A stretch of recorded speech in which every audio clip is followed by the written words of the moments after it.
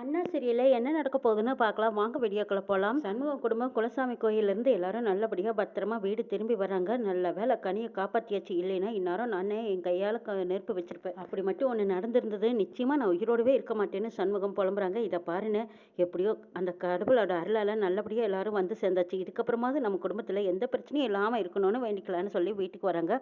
வந்ததுக்குள்ள பஞ்சாயத்து வச்சிருக்கிறதா சொல்கிறாங்க. இது கேட்டதும் சண்முகம் அதிர்ச்சி அடைகிறாங்க. இது பஞ்சாயத்தா, யார் கூட்டியிருப்பாங்கிறாங்க. இந்த பக்கம் பார்த்தா சவுந்தரபாண்டி ஆளுகளை எல்லாம் செட் பண்ணி இந்த சண்முகனும் அவன் தங்கச்சி வீராவும் அப்படியே எரிச்சலாகிற மாதிரி நீங்கள் வாய்க்கு வந்தபடி பேசுங்க, ரெண்டு பேரும் அவமானத்தில் கூனி குறுகி நிற்கணும், இந்த வாழ்க்கையை ஏண்டா ஏற்றுக்கிட்டோன்னு நினச்சி அவள் கட்டி இருக்கிற தாலியை கலட்டி வீசணும், அந்த அளவுக்கு நீங்கள் வீராவை தப்பு தப்பாக பேசுங்கன்னு சொல்லி கொடுக்குறாங்க. சரிங்க ஐயா, நாங்கள் பேசினா என்ன ஆகுங்கிறாங்க. நீங்கள் பேசுகிற வரைக்கும் எவ்வளவுக்கு எவ்வளோ பேசுகிறீங்களோ அவ்வளோக்கு அவ்வளவு உங்களை பணத்தை ஏற்றி கொடுக்குறேங்கிறாங்க. ஐயோ, அப்படியெல்லாம் பேசி சண்முகம் எங்களை அடிப்பானேங்கிறாங்க. அடிக்கிற வரைக்கும் உங்களுக்கு அதிக பணம் தர்றேன், நீங்கள் ஒன்றும் கவலைப்படாதீங்கிறாங்க. இது கேட்ட அந்த ஊருக்காரங்களும் ஆமாம்மா ஐயா சொன்னால் சரியாக தான் இருக்கும், சரிங்க ஐயா, சண்முகம் குடும்பம் பஞ்சாயத்தில் வந்து நிற்கட்டும், அவங்க அசிங்கப்படுற மாதிரி நாங்கள் நிறைய பேசுகிறோம், அவள் அடித்தாலும் அடியை வாங்கிக்கிறோம், நீங்கள் அந்த அளவுக்கு பணத்தை அள்ளி கொடுத்தீங்கன்னா போதுங்கிறாங்க. பணம் தானே வேணும், எவ்வளோ வேணாலும் அள்ளி வீசுகிறேன், ஆனால் நீங்கள் பேசுகிற பேச்சில் அந்த வீரா அவள் கட்டியிருக்கிற தாலியை கலட்டி என் மவன் கையில் கொடுத்துடணும், அதை மட்டும் நல்லபடியாக செஞ்சு கொடுத்துருங்க, உங்களுக்கு இன்னும் வேணுங்கிறத நான் தரேன்னு சொல்லி கூட்டிகிட்டு போகிறாங்க. சவுந்தரபாண்டி பஞ்சாயத்தை கூட்டியிருக்கிறாங்க. அங்கே சண்முகம் குடும்பமும் வந்திருக்காங்க. இங்கே சவுந்தரபாண்டி பாண்டியம்மாவும் வராங்க. பின்னாடியே பாக்கியம் எசக்கி முத்துப்பாண்டி இவங்களும் வராங்க. இவங்க வர்றதை எதிர்பார்க்காத சவுந்தரபாண்டி ஐயே என்னக்கா அது, நம்ம பின்னாடியே நம்ம குடும்பமும் வருது பாருங்கிறாங்க. ஆமாண்டா, இவங்க வந்தான்னா ஏதாவது ஒரு கூத்துட்டுருவார்களே, வீராவை சமாதானம் பண்ணி கூட்டிகிட்டு போயிட்டே என்னடா செய்கிறதுங்கிறாங்க. அதுக்கெல்லாம் நான் விடுவேன்னா அந்த சவுந்தரபாண்டி யாருக்கா, யார் வெறுமை என் குடும்பத்தை அசிங்கப்படுத்தி அவமானப்படுத்தி விட்டுருமேண்டானா, அதுக்கப்புறமா அவன் என் வீட்டுக்கு வரதை யோசிப்பான், அப்படியெல்லாம் வர விட மாட்டேக்கா, நான் பார்த்துக்கிறேங்கிறாங்க சவுந்தரபாண்டி. சரி சவுந்தரம், நீ யாருங்கிறத காட்டு. ஆமாம், எங்கே இத்தனை பேர் வந்தாச்சு, உங்களோட சின்னம்மாவை சோடாபுட்டி காணுமேங்கிறாங்க. அவன் வந்துடுவாக்கா, அவன் வராமல் இருப்பானா, அவன் தானே முக்கியமாக வீரக்கரத்தில் கிடக்கிற தாலியை கையில் வாங்கி ஆகணும்னு சொல்லிட்டு இருக்கிறவன் வருவான் பாருங்கிறாங்க. ஊர்க்காரங்க எல்லாரும் கூட்டினதும் பஞ்சாயத்து கூடிடுறாங்க. பஞ்சாயத்தில் கேட்குறாங்க, எங்கள் சவுந்தரபாண்டி ஐயா எதுக்கு இப்போ பஞ்சாயத்து கூட்டியிருக்கீங்கன்னு கேட்குறாங்க. என்ன உங்களுக்கு தெரியாதா, எத்தனை தடவை சொல்கிறது, இதோ இங்கே நிற்கிறாளே இந்த வெறும்பயமாவை வீரா, இவ காலத்தில் என் மவன் இவ கூட சேர்ந்து வாழலான்னு தாலியை கட்டிட்டான், இப்போ இவ சேர்ந்து வாழ்றதுக்கு வரவும் மாட்டேங்கிறா, அந்த தாலியை கழட்டி கொடுக்கவும் மாட்டேங்கிறா, இந்த ரெண்டில் ஒரு முடிவை கேட்டு நியாயம் வாங்கி கொடுக்கணும்னு கேட்குறாங்க சவுந்தரபாண்டி. இதை கேட்ட ஊர்க்காரங்களும் ஏமா சவுந்தரபாண்டி ஐயா சொல்கிறதுலையும் நியாயம் இருக்குது, நீ என்னம்மா சொல்கிறேன்னு கேட்குறாங்க. பாருங்க, செத்தாலும் நான் இந்த தாலியை கழட்டி கொடுக்க மாட்டேன், என் விருப்பம் இல்லாமல் அவன் என் கழுத்தில் வந்து தாலியை கட்டிட்டான், அவன் இஷ்டத்துக்கு என் கழுத்தில் தாலி கட்டுறக்கும் கேட்டதும் கழட்டி கொடுக்குறக்கும் பொம்பளைங்க என்ன அவ்வளோ கிள்ளிக்கிறியா, இவனுங்க சொன்னபடியெல்லாம் ஆடுறதுக்கு நான் ஒன்றும் இவனுங்க பேச்சை கேட்க மாட்டேன், அந்த தாலி என் கழுத்தில் தான் கிடக்கும், கழட்டி கொடுக்க மாட்டேன்னு சொல்லிடுறாங்க. வீரா, இது என்னமா நியாயம், சரி அவங்க தான் கூப்பிடுறாங்கல்ல, நீ போய் அந்த பையன் கூடவே சேர்ந்து வாழன்னு சொல்கிறாங்க, அப்படியெல்லாம் வாழ மாட்டேன்னு சொல்லிடுறாங்க. வீரா, ஏப்பா சண்முகம், என்னப்பா உன் தங்கச்சி இப்படி சொல்லுதே, நீ என்னப்பா முடிவு சொல்கிறேன்னு கேட்குறாங்க. என் தங்கச்சி என்ன முடிவு சொல்கிறாளோ அதுதான் என்னோட முடிவு, இதுக்கப்புறமும் நான் அதில் தலையிட மாட்டேன்னு சொல்லிடுறாங்க சண்முகம்.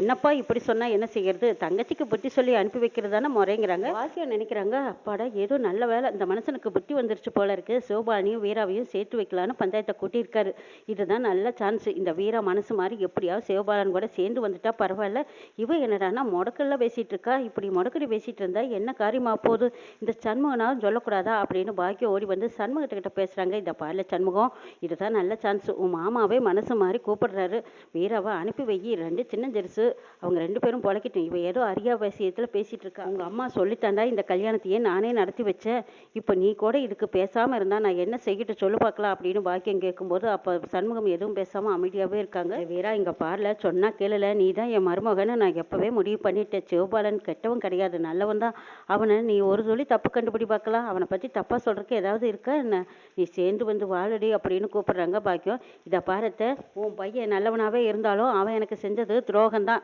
இந்த பச்சை துரோகம் பண்ணினவங்களோட நான் சேர்ந்து வாழ வரமாட்டேன், அயோக்கியனை பற்றி நீ என்ன தான் நல்லவன்னு சர்டிஃபிகேட் கொடுத்தாலும் அதை நான் இனிமேல் ஏற்றுக்க போகிறதா இல்லை, இப்போது மாமா பேசுனது எல்லாம் கேட்டீங்களா, என் அப்பாவையும் என் அண்ணனையும் எவ்வளோ அசிங்கப்படுத்திட்டு இருக்காங்கன்னு, நாங்கள் ஒன்றும் எதுலேயும் குறைஞ்சவங்க கிடையாது, நீங்கள் தாலியை கட்டிட்டு போவீங்க, என் பையன் கூட சேர்ந்து வந்து வாழலான்னு கூப்பிடுவீங்க, அதுக்கப்புறம் என் குடும்பம் பிச்சைக்கார குடும்பம், ஒன்றும் இல்லாத குடும்பம் திரும்பி இந்த வீட்டுக்கு வந்துட்டான்னு கேவலமாக பேசுவீங்க.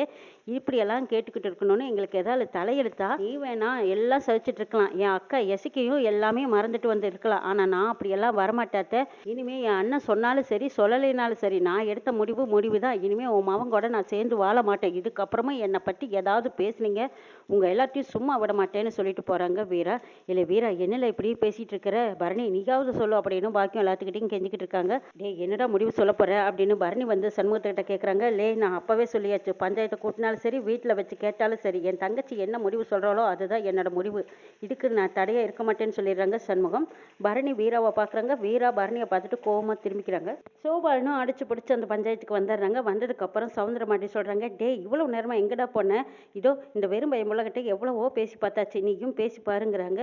அதுக்கப்புறம் சிவபாலன் போய் வீரா கிட்ட கேட்குறாங்க, இதை பாருல வீரா, நான் செஞ்சது தப்பாகவே இருக்கட்டும், எல்லாம் உன்னோட நல்லதுக்கு தான் செஞ்சேன், என்னை நீ சீக்கிரமாக புரிஞ்சுக்குவேன், நீ சட்டுப்பட்டுன்னு முடிவு சொல்லினாலும் பரவாயில்ல, இப்போதைக்கு நீ எங்கூட சேர்ந்து வாழ்றேன்னு சொல்லுவான்னு கூப்பிடுறாங்க சிவபாலன். ஏய் சிவபாலா, அவகிட்ட என்னடா கெஞ்சிக்கிட்டு இருக்க, கட்டின தாலியை கழட்டி வாங்கிட்டு வாங்குறாங்க சவுந்தரமாண்டி. இதை கேட்டதும் பாக்கியம் அதிர்ச்சி அடைகிறாங்க. ஏங்க என்ன பேசிட்டு இருக்கீங்க, ரெண்டு பேர்த்தையும் ஒன்று சேர்த்துறேன்னு தானே பஞ்சாயத்தை கூட்டினீங்க, இப்போ என்னடானா கட்டின தாலியை கழட்டி வாங்கிட்டு வா பிரித்து விட்டுட்டு வான்னு சொல்லிக்கிட்டு இருக்கீங்க. சிவபாலனை பார்த்ததும் உங்கள் புத்தி என்ன மண்ணா போச்சா, இப்படியெல்லாம் பேசாதீங்கன்னு சொல்கிறாங்க பாக்கியம். ஏய் போடி கோட்டிக்காரி, நீ பேசாமல் அமைதியாயிரு, என்னோட நோக்கமே உனக்கு தெரியாது அப்படின்னு அடக்குறாரு. இதை பாருங்க, சபையில் இப்படி வாய்க்கு வந்தபடி பேசிட்டு இருக்காதீங்க. வீரா எப்போ மனசு மாதிரி என் வீட்டுக்கு மருமகளாக வாழணும்னு வராளோ அது வரைக்கும் நானும் காத்திருப்பேன், என் பையனும் காத்திருப்பாங்கிறாங்க பாக்கியம். என்ன பஞ்சாயத்தார எல்லாரும் வேடிக்கை பார்த்துட்டு இருக்கீங்க, அந்த பொண்ணு முதல்ல தாலியை கழட்டி கொடுக்க சொல்லுங்க, என் பையனுக்கு நான் வேற ஒரு கல்யாணம் பண்ணி வைக்கிறேன்னு சொல்கிறாங்க சவுந்தரபாண்டி. ஏமா அவர் சொல்கிறதுலேயும் நியாயம் இருக்குல்ல, நீயே ஒரு முடிவு எடுமா, பேசாமல் அந்த தாலியை கழட்டி கொடுத்துரு, உன்னோட விருப்பம் இல்லாமல் தானே அந்த பையன் உன் கழுத்தில் தாலி கட்டிட்டான்னு சொல்கிற. இப்போ அவங்க பஞ்சாயத்தை கூப்பிட்டு கேட்கும்போது நீ ரெண்டில் ஒரு முடிவை சொல்லித்தானே ஆகணும்னா பஞ்சாயத்து தலைவர் எல்லாம் கேட்குறாங்க. வீரா சொல்கிறாங்க, ஓஹோ என் கழுத்தில் தாலியை கட்டிட்டு இவன் இன்னொரு பொண்ணை கல்யாணம் பண்ணிக்க போகிறானா, இவன் நினச்சான் தாலியை கட்டுவான், நினச்சா பஞ்சாயத்தை கூப்பிட்டு தாலியை கேட்பான், அடுத்தது இன்னொரு பொண்ணு கழுத்தில் தாலியை கட்டுறேன்னு சொல்லுவாங்களா, இவங்கள நான் சும்மா விட மாட்டேன், நான் யாருங்கிறத தெரியுமா அப்படின்னு வீரா சொல்லிட்டு இருக்கும்போது பஞ்சாயத்து தலைவர்கள் எல்லாம் சொல்கிறாங்க, சரி இந்த பொண்ணோட கோவம் தனியிட்டோம், அதுக்கப்புறமா பேசிக்கலாம், சண்முகம் நீயும் ஒரு நல்ல முடிவை எடுத்து அடுத்த வாரம் இந்த பஞ்சாயத்தை கூட்டிக்கலாங்கிறாங்க. இதுக்கப்புறம் சவுந்தரமாட்டி சொல்கிறாங்க, அடப்போங்கய்யா, உங்களை நம்பி வந்து என்னையா பஞ்சாயத்தில் தீர்ப்பு சொன்னீங்க, இந்த போலீஸ்காரி ஆடுற ஆட்டம் கொஞ்சமா நஞ்சமா, ரெண்டில் ஒரு முடிவை சொல்கிறத விட இன்னும் நாளை கடத்திக்கிட்டே போகிறீங்களே, எங்கள் வீட்டு பையனுக்கு நாங்கள் இன்னொரு கல்யாணம் பண்ணி வச்சு அவள் குடும்பம் ஜீரா வாழ்கிறத நாங்கள் பார்க்க வேண்டாமான்னு பாண்டியம்மா சொல்கிறாங்க. ஓஹோ நீங்கள் பண்ணுற வேடிக்கையெல்லாம் என்னங்கிறது எனக்கு தெரியும், இப்போ நான் காட்டுறேன் பாருங்க வேடிக்கை அப்படின்னு சொல்லிட்டு வீரா கோவமாக இருக்காங்க. சண்முகம் வீரா கோவத்தை பார்த்துட்டு சரி இவகிட்ட இப்போதைக்கு பேச வேண்டாம், பொறுமையாக பேசிக்கலாம் அப்படின்னு முடிவோடு இருக்காங்க. இங்கே பரணியும் எவ்வளவோ எடுத்து சொல்லி பார்க்குறாங்க. வீரா அதை காதில் போட்டுக்கிற மாதிரி தெரியல. பரணி உன் வேலை என்னமோ அதை மட்டும் பாரு, என் வாழ்க்கை விஷயத்தில் யாரும் தலையிடக்கூடாதுன்னு சொல்லிடுறாங்க. இது கேட்ட பரணியும் அப்பாடா இவ்வளோ விஷயத்தில் நம்ம தலையிட்டோம், நம்ம தலையை சீவிடுவாள்க நல்லதுன்னு சொல்ல போய் கடைசியில் இவனும் சேர்ந்து என்ன முட்டாளாக்கிடுவான், அண்ணனாச்சும் தங்கச்சியாச்சுன்னு பரணி ஒதுங்கிறாங்க. அண்ணே நான் டியூட்டிக்கு போயிட்டு வரேன்னு சொல்லிட்டு வீரா கிளம்பி ஆஃபீஸ்க்கு போகிறாங்க. அங்கே போய் பார்த்தா வீரா உடனே போய் போலீஸ் ஸ்டேஷனில் கம்ப்ளைண்ட் கொடுத்துட்றாங்க. சவுந்தரபாண்டி குடும்பத்து பேர்லேயே கம்ப்ளைண்ட் கொடுத்ததும் அங்கே மகளிர் காவல் நிலையத்திலேருந்து எல்லாரும் சவுந்தரபாண்டி வீட்டுக்கு படை எடுக்கிறாங்க. அங்கே போலீஸை பார்த்ததும் சவுந்தரபாண்டி ஓஹோ வீரா போலீஸோடு வந்து வாழ வராளா, வா வா வா அப்படின்னு சவுந்தரபாண்டி கூப்பிடுறாங்க.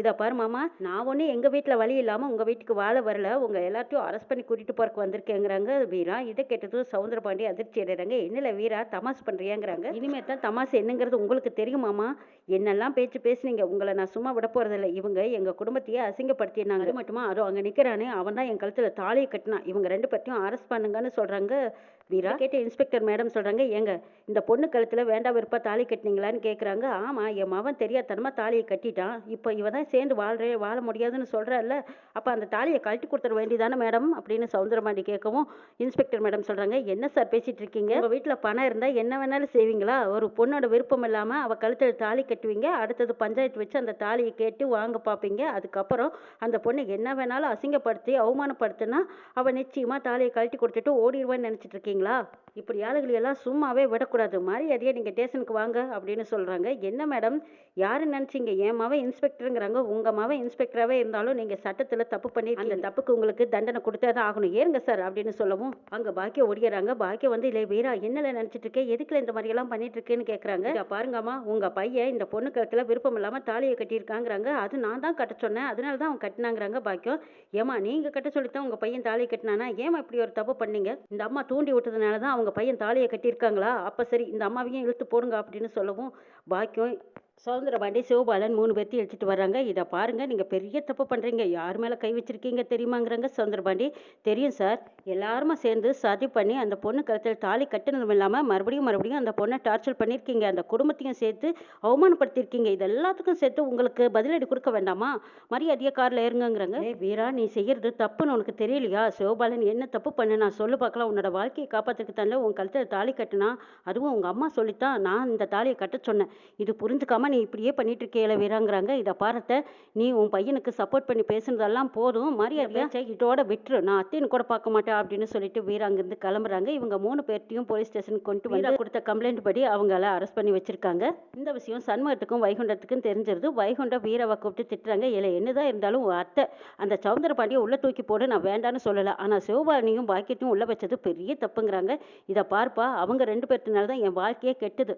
அத்தை சொல்லித்தான் சிவபாலன் என் கழுத்துல தாலி கட்டியிருக்கான். இதை வச்சுக்கிட்டு தான் சௌந்தரபாண்டி நம்ம ஊருக்குள்ள அசிங்கப்படுத்திட்டு இருக்காரு. இவங்கள சும்மா அப்படி சொல்றியா? அண்ணன் அசிங்கப்பட்டு நிக்கிறத என்னால ஏத்துக்க முடியாதுங்கிறாங்க வீரா. பரணியும் ஓடி வந்து, இங்க பாருல வீரா, எங்க அம்மாவை தூக்கி உள்ள வச்சது சரியில்லைங்கிறாங்க. இதை பார் பரணி, உங்க அம்மாவுக்கும் உன் தம்பிக்கு நீ சப்போர்ட் பண்ணுவேன்னு எனக்கு தெரியும். ஆனா அவங்க செஞ்சது மட்டும் நியாயமா? நீ நியாயப்படுத்தி பேசினா அதை என்னால ஏத்துக்கவே முடியாதுங்கிறாங்க. அப்ப சண்முகத்தோட மனசு மாறுது. இதை பார் வைஜெயந்தி கௌதம ஏவி விட்டு வீரா கழுத்தை தாலி கட்டி நம்ம குடும்பத்தை பழிவாங்க நினைச்ச வைஜெயந்திக்கு சரியான பதிலடி நம்ம சிவபாலன் கொடுத்திருக்கான்னு தெரிஞ்சுக்கிட்டாங்க சண்முகம். இருந்தாலும் வெங்கடேஷ் அறிவழகனோட பிரச்சனை முடிஞ்சதும் சிவபாலனோட வீராவை சேர்த்து வைக்கணுங்கிற நோக்கத்துல இருக்காங்க சண்முகம். முத்துப்பாண்டி, சண்முகம் 2 பேருமா போய் பாக்கியத்தையும் சிவபாலனையும் வெளியில எடுத்துட்டு வராங்க. என்ன நடக்குன்னு நாளை பார்க்கலாம்.